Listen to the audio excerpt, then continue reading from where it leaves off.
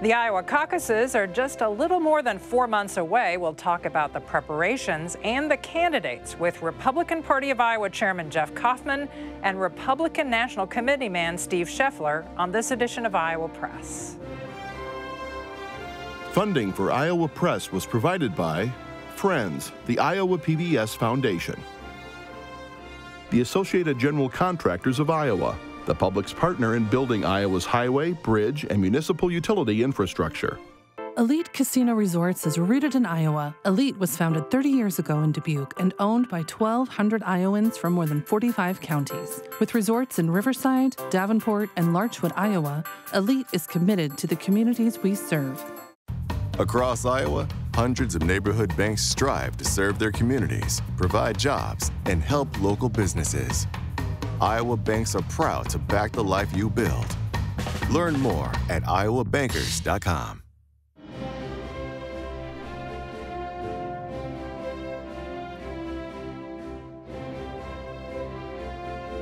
For decades, Iowa Press has brought you political leaders and newsmakers from across Iowa and beyond, celebrating 50 years of broadcast excellence on statewide Iowa PBS. This is the Friday, September 8th edition of Iowa Press. Here is Kay Henderson. Our guests today are key decision makers when it comes to Iowa Republican Party business. Jeff Kauffman is the chairman of the Republican Party of Iowa. Steve Scheffler is the Republican National Committee man from Iowa. He is also the president of the Iowa Faith and Freedom Coalition. Gentlemen, welcome back to Iowa Press. Great to be here as always. Thanks. Also joining our conversation are Stephen Gruber-Miller of the Des Moines Register and Erin Murphy of the Gazette in Cedar Rapids. Chairman Kauffman, the Republican Party of Iowa has set January 15th as the date for the 2024 presidential precinct caucuses.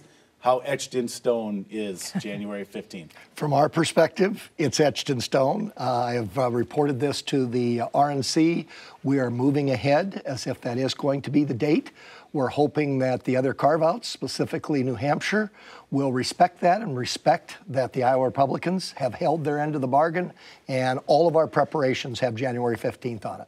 Do you have to prepare for the other possibilities? You mentioned the carve-out states, in New Hampshire specifically. You know, until October 1st, Aaron, that's when everything is due for the Republican Party. Anything can happen. You can never say never. So certainly there are thoughts in my mind just in case, but right now January 15th looks very likely. And Steve Scheffler, you're in the RNC meetings as well. What's your read of what's happening in some of those other carve-out states and how fluid this situation is or is not? Well, I agree with Jeff. I think it's pretty well set in stone, and I think that in the end, New Hampshire will do the right thing and go after us. So I feel pretty confident. I think that's what the RNC members expect and want too. Jeff, New Hampshire Governor Sununu was in Iowa not long ago at the Republican Party of Iowa event. Did he say anything enlightening to you on that day? We actually had a nice visit on the first floor down there, just the two of us. And, you know, I told him, I said, I've got some inherent problems with some of the messages I'm hearing out of New Hampshire that somehow if Iowa Democrats here turn something into a primary, that somehow we're held responsible for that. I said, the Iowa Democrats, if they turn that into a primary, we should not, Iowa Republicans should not be held responsible for that. And now there is a new law that defines what a caucus is. It was very, very clear to me that he agreed with me. It was also clear to me that he was going to be having some conversations, especially with the new Secretary of State, who may be a little over rambunctious, in my opinion. And the challenge there being, right, that New Hampshire has said that they want to go on the same day. So if the New Hampshire Democrats feel like they have to move in front of Iowa, they could potentially bring the Republicans with them, and that's the concern, right? That's correct, Aaron, and we've talked about this many times on this show. We cannot have a primary in Iowa. It's a half-century agreement, and that's why the Republicans wouldn't even entertain the idea. So you brought up the new law, which was the passage was led by your son, a state legislator who also works for the Trump campaign this year. One of the aspects of that law is that the political parties have the ability to set a date in advance to require people to be registered as Republicans to participate. Traditionally, you've been able to go and register on the day of the caucus. Is that date going to change for Republicans? We don't know. I can tell you that it is very, very clear in our RPI Constitution that same-day registration is something that we shall allow. That's been the case since 1992. So this is a situation where it's a constitutional issue, a very clear constitutional issue for the Republican Party of Iowa. What the legislature did for us is essentially, if we have decision-making that can occur, then the decision-making comes from the Republican Party of Iowa, not from the state, as opposed to the definition of a caucus, which is now in state code. So, we're having conversations, but that's a big hurdle. Look, Republicans are constitutional conservatives. We cannot blow off, nor can we ignore, nor can we really wink and nod when something is in our Constitution. We're having a lot of conversations about a lot of ways that we can prevent, and essentially what we're talking about here is some disaffected Republicans and Democrats from flooding our caucuses and giving us results that aren't indicative of a Republican caucus. Steve Scheffler, what are some of those conversations like as you decide whether or not to set a deadline in advance for people to register? Obviously, people who are not affiliated with the Republican Party currently, they're no-party voters, they could be brought into the process by a candidate, but an earlier deadline can make it harder to participate. That might help Donald Trump. It might hurt some other candidates. What are the concerns that are raised?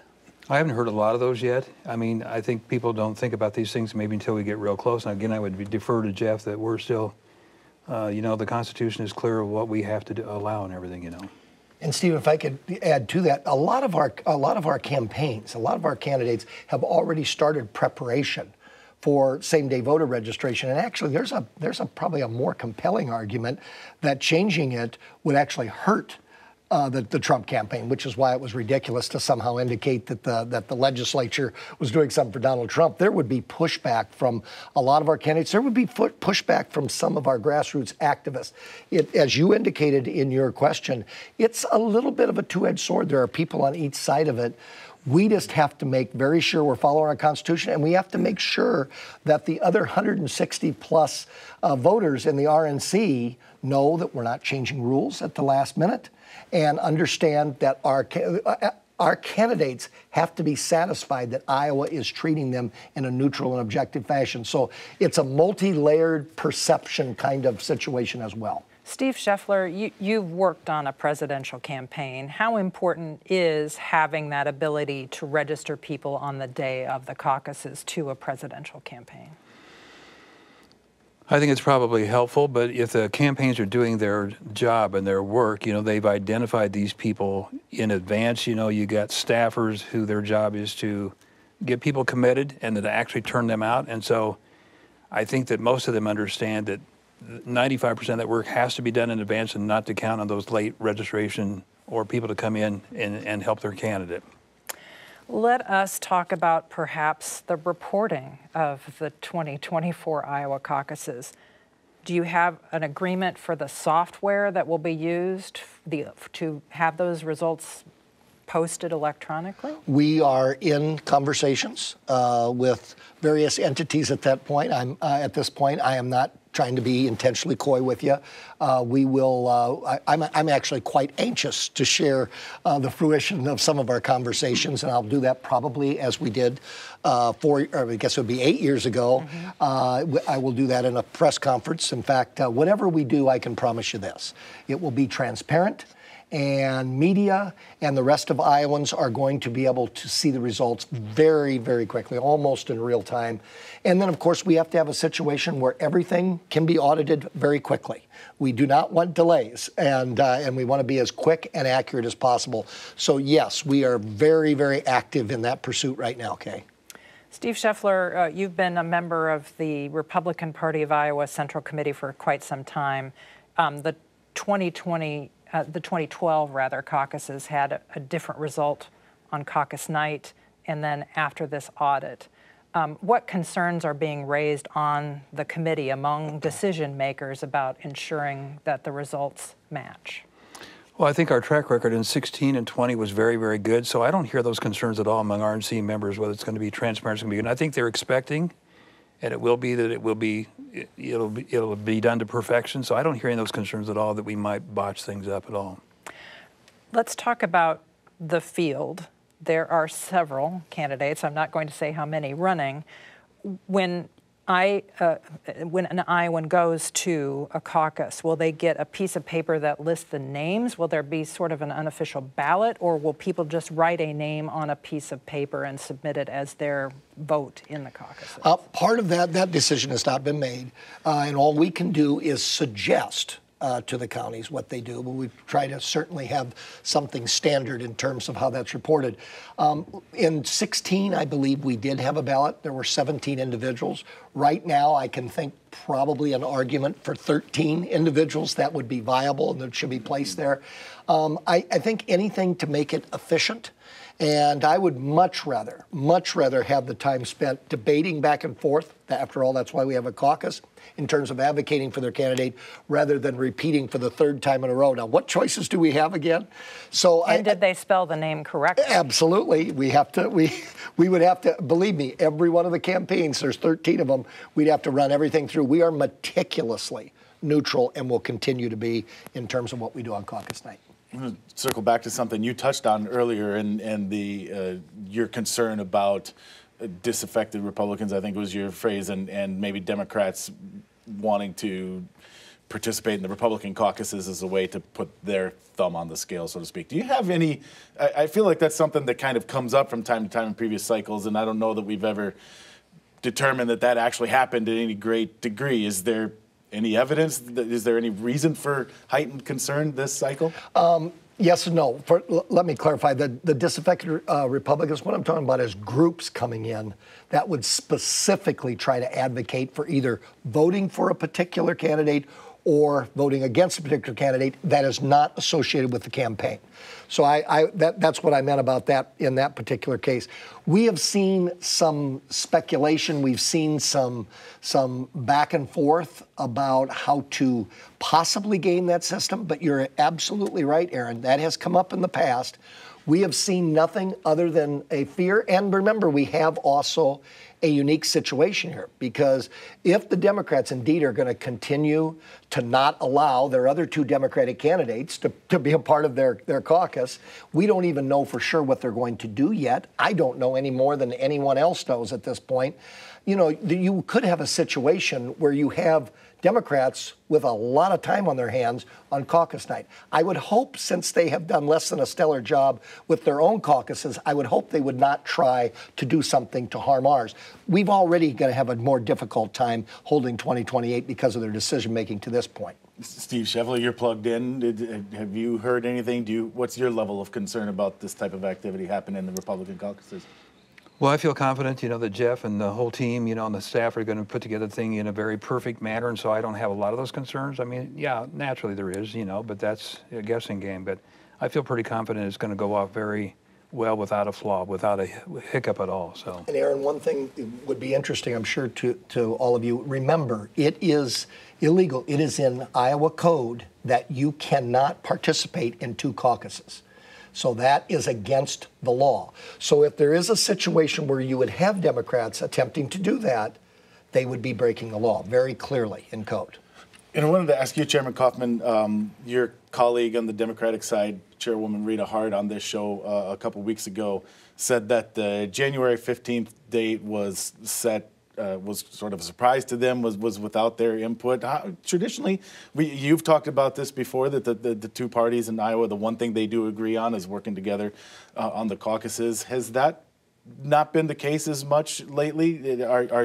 How much are you working with Democrats on this? Without giving away personal confidences of personal conversations I have given advice after advice after advice on how to hold how to make sure that 2028 is going to occur, and how to make sure that we thread this needle and honor 1/2 century agreement with New Hampshire and others. My advice, I feel like I'm whistling in the wind, to be quite frank.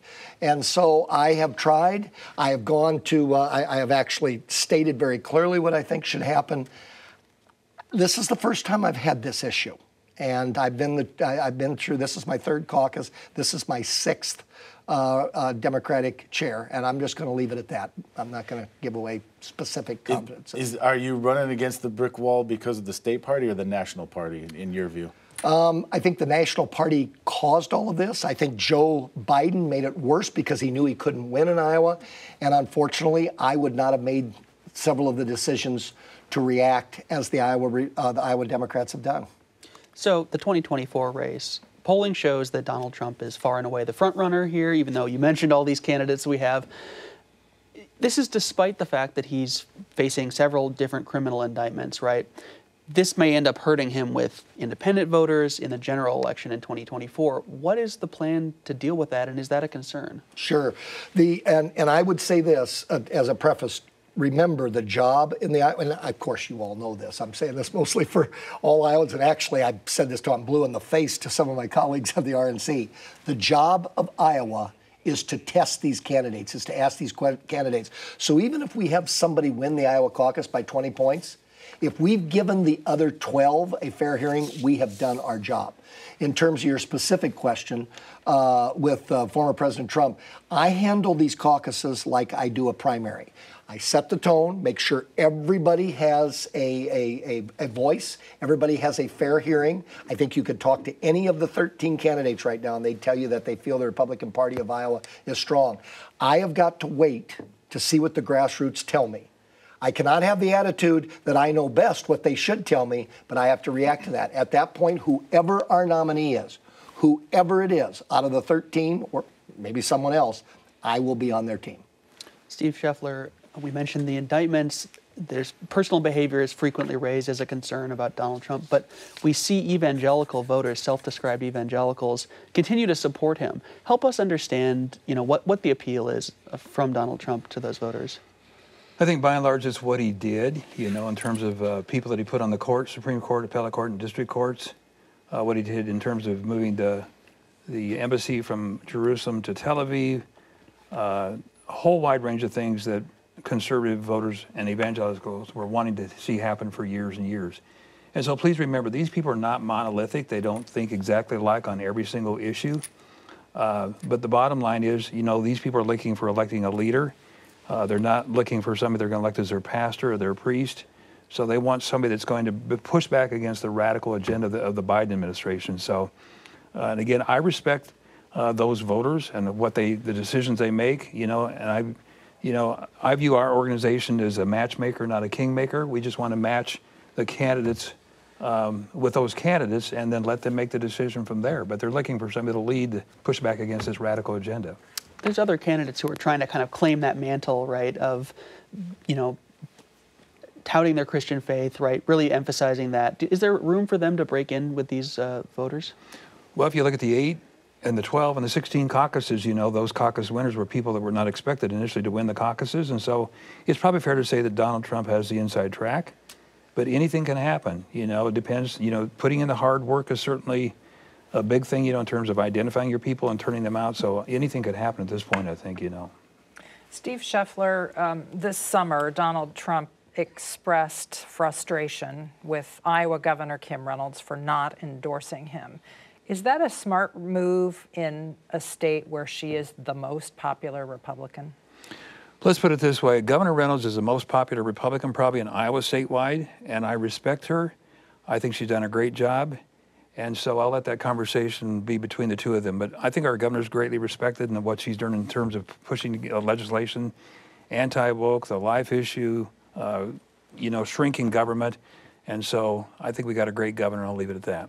Jeff Kauffman, smooth move on Donald Trump's part? I would say for 4 years after 2016, Republicans loved Donald Trump and Kim Reynolds. I would assume that people are going to continue to have that idea, regardless if Donald Trump is our nominee.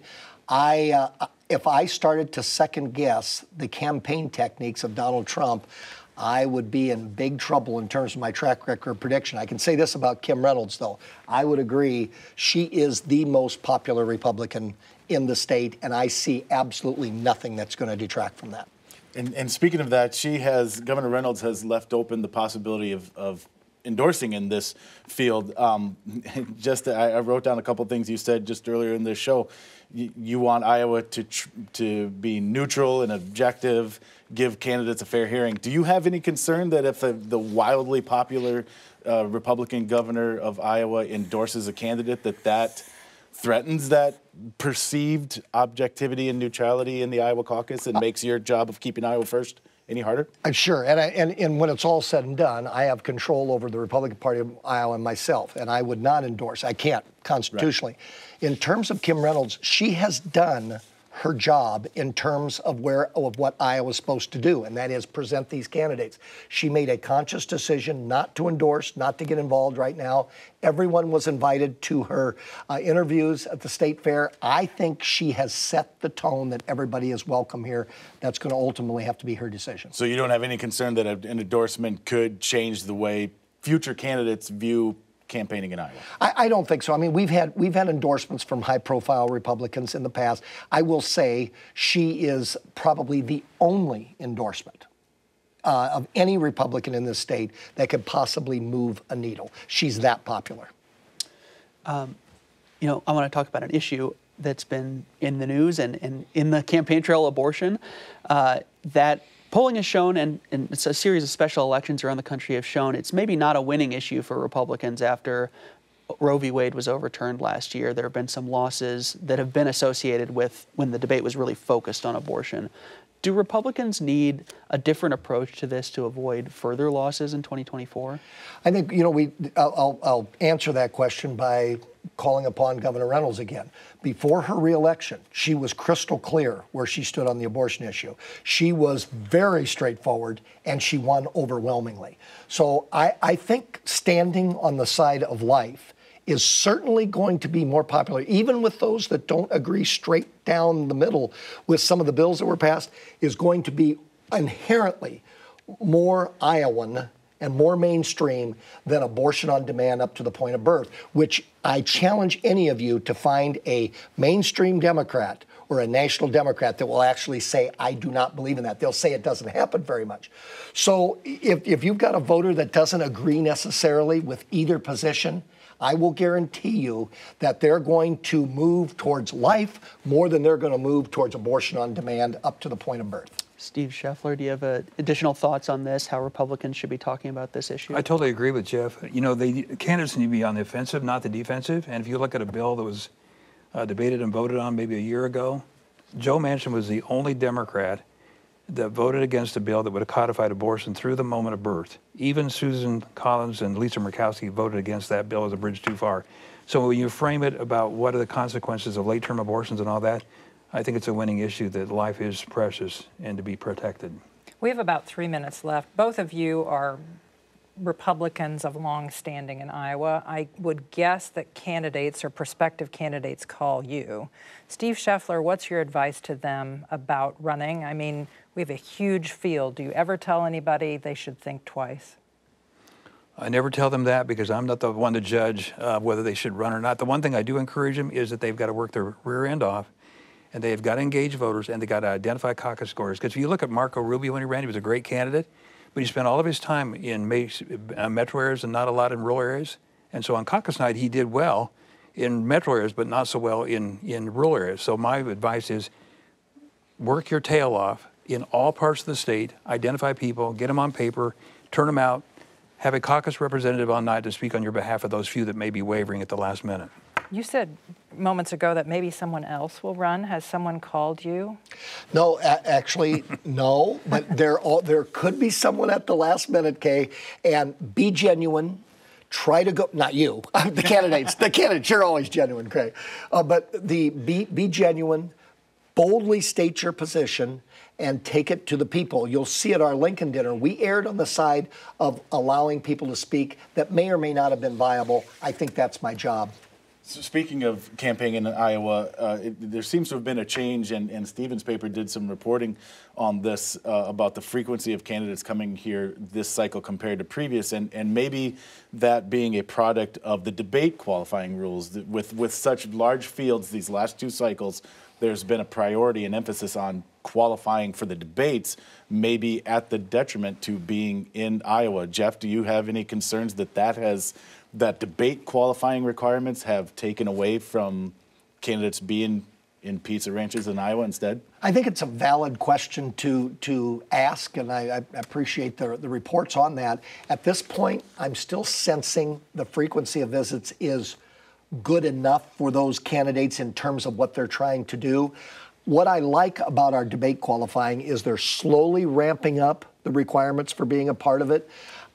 We had to do something. I mean, we had to do something. The two-debate format was not highlighting Republicans. And let's face it, we're heading up to a convention, which is a 4-day commercial.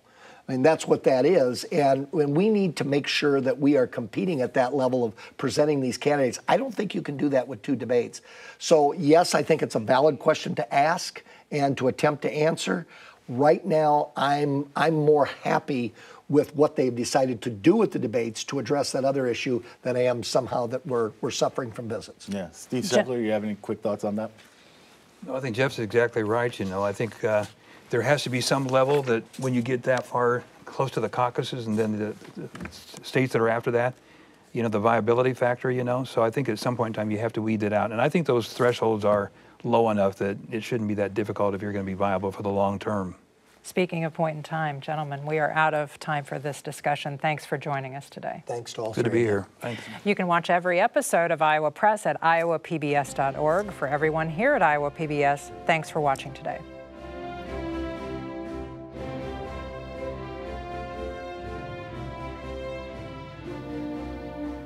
Funding for Iowa Press was provided by Friends, the Iowa PBS Foundation. The Associated General Contractors of Iowa, the public's partner in building Iowa's highway, bridge, and municipal utility infrastructure. Elite Casino Resorts is rooted in Iowa. Elite's 1,600 employees are our company's greatest asset. A family-run business, Elite supports volunteerism, encourages promotions from within, and shares profits with our employees. Across Iowa, hundreds of neighborhood banks strive to serve their communities, provide jobs, and help local businesses. Iowa banks are proud to back the life you build. Learn more at iowabankers.com.